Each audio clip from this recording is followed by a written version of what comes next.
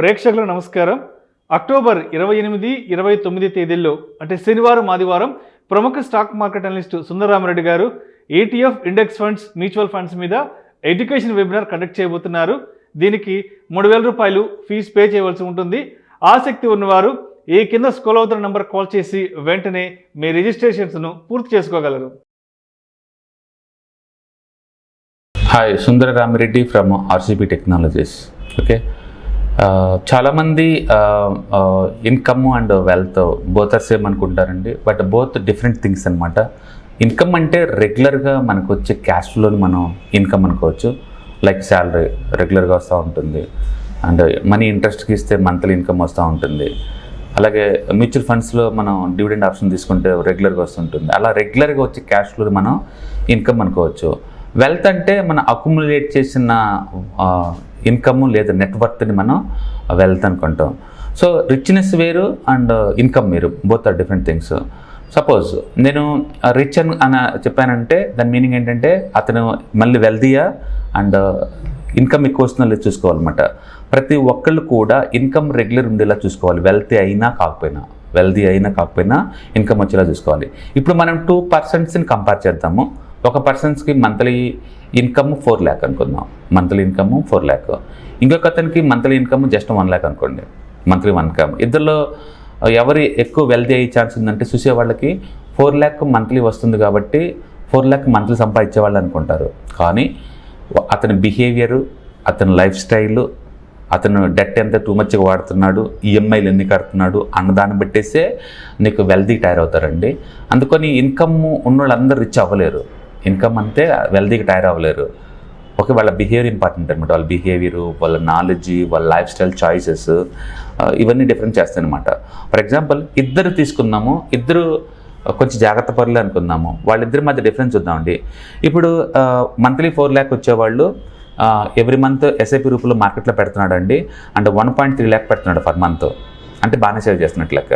Okay, అదే average person 1 lakh సంపాదిస్తున్నాడు month. ఇంకొక అతను మంత్లీ కేవలం 15,000 పెడుతున్నాడు. ఒకళ్ళు కేవలం 15,000 పెడుతున్నారు, ఇంకొకరు మాత్రం 1.5 lakh పెడుతున్నారు. మనం అనుకుంటాం ఇద్దరిలో ఈ మంత్లీ 4 lakh సంపాదించే వాళ్ళు ఎక్కువ సంపాదిస్తారేమో అనుకుంటాం, ఎందుకంటే ఎక్కువ పెడుతున్నాడు కాబట్టి.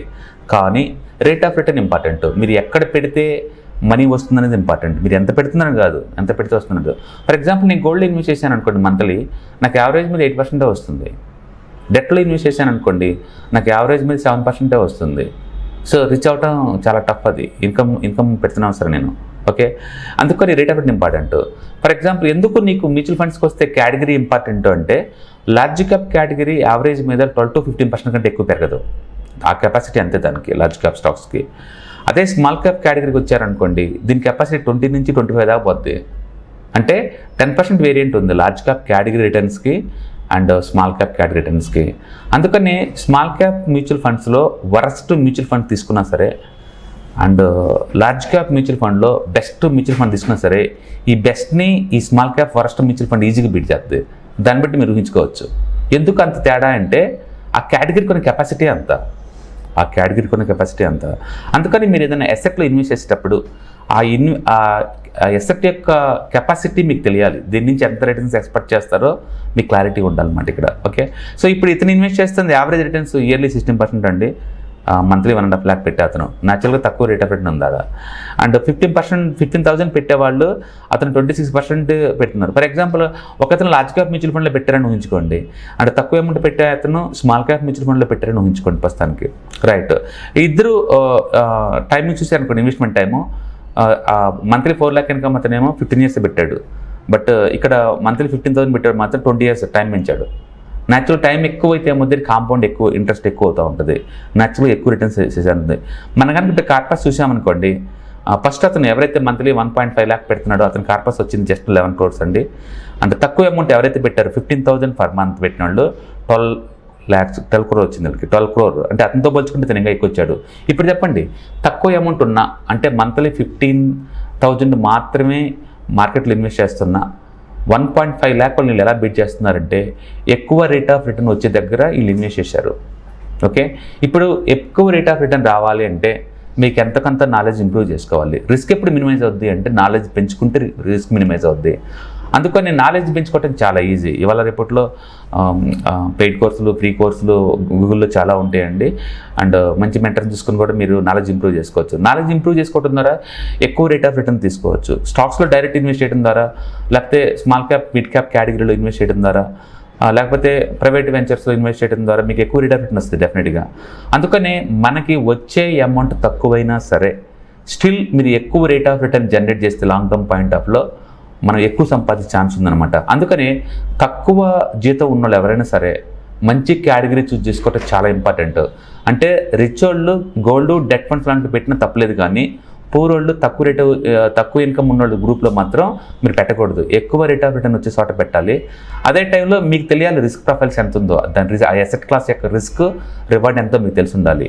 అందుకని కెరీర్ని అర్లీగా స్టార్ట్ చేయడం ద్వారా, తక్కువ ఏజ్లో స్టార్ట్ చేయడం ద్వారా compound interest plus time value తోటి తక్కువ డబ్బుతోటే ఎక్కువ సంపాదించుకోవచ్చు. ఇప్పుడు మనం చూపించిన ఎగ్జాంపుల్లో అతను మంత్లీ 4 లక్షల రూపాయల ఇన్కమ్ తోటి క్రియేట్ చేసిన వెల్త్ సేమ్.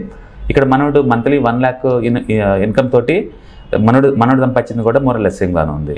ఓకే, దీన్ని బట్టి మనకి ఏమవుతుందంటే కెరీర్ కనుక అర్లీగా స్టార్ట్ అవుతుంది 20లోనే, తక్కువ అమౌంట్ అయినా సరే మనం కంటిన్యూస్గా మార్కెట్లో పెట్టడం ద్వారా లాక్డౌన్ పాయింట్ ఆఫ్ లో ఎక్కువ రిటర్న్ తీసుకోవచ్చు మంచి కేటగిరీ చూస్ చేసుకున్న ద్వారా. ఇక్కడ ఏంటంటే మంచి కేటగిరీ చూస్ చేసుకోవటం, ఎంతో కొంత డబ్బులు ఇన్వెస్ట్ చేయటం, లాంగ్ టర్మ్ ఉంచుకోవటం, ఈ 3 ఇంపార్టెంట్ థింగ్స్ అనమాట. కాబట్టి శాలరీ తక్కువ వస్తుంది నాకు అనే బదులు ఆ ఉన్న అమౌంట్ని ఎక్కువ రేట్ ఆఫ్ రిటర్న్ వచ్చే అసెట్ క్లాస్లో ఇన్వెస్ట్ చేయడం ద్వారా లాంగ్ టర్మ్లో మంచి వెల్త్ క్రియేట్ చేసుకోవచ్చు అనమాట.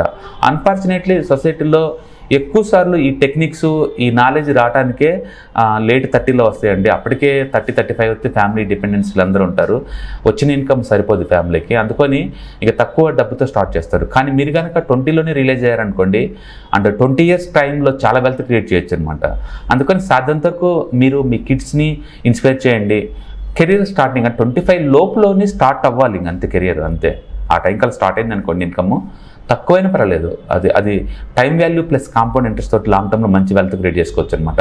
కాబట్టి ఇన్కమ్ వేరు, వెల్దీనెస్ వేరు. తక్కువ ఇన్కమ్తో కూడా మనం వెల్దీగా తయారవచ్చు, రిచ్గా తయారవచ్చు. అంటే ఎక్కువ మీ దగ్గర వెల్త్ ఉన్నా సరే ఇన్కమ్ ప్రాపర్గా లేకపోవచ్చు. అందుకని ఈ రెండింటిని బ్యాలెన్స్ చేయాలి.